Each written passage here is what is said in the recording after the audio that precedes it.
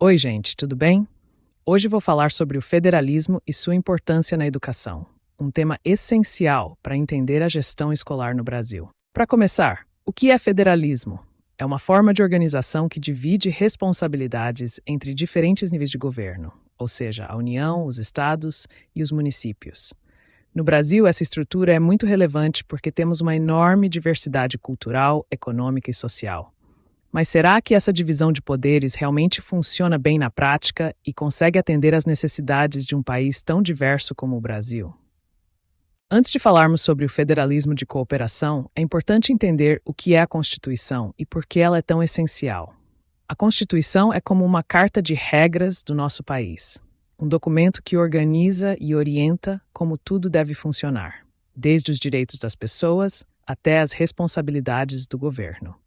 No Brasil, a Constituição de 1988, conhecida como Constituição Cidadã, foi um marco. Ela trouxe a ideia de federalismo de cooperação, onde os diferentes níveis de governo, União, estados e municípios, trabalham juntos para alcançar objetivos comuns.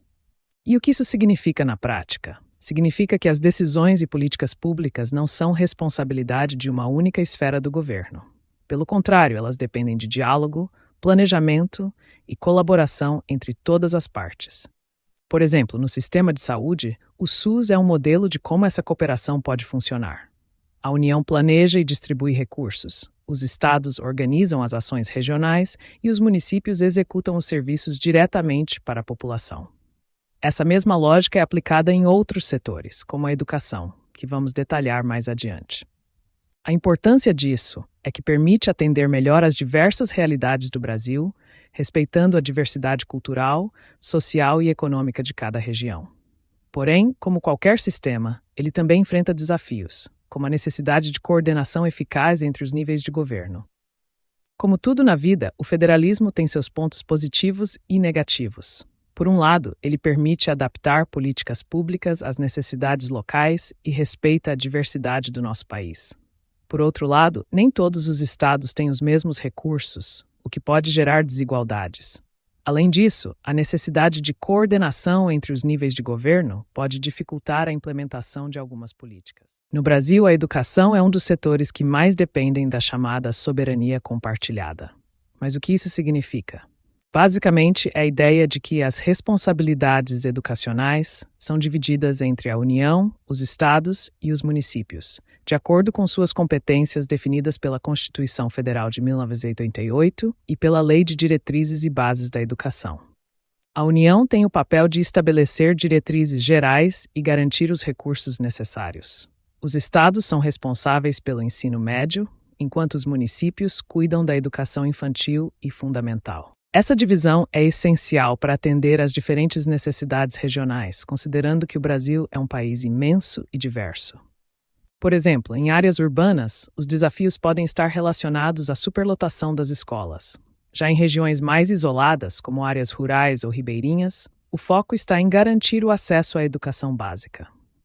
Essa capacidade de adaptar as políticas nacionais às realidades locais é uma das grandes vantagens do sistema de soberania compartilhada. No entanto, para que isso funcione bem, é indispensável que haja cooperação e coordenação eficazes entre os níveis de governo.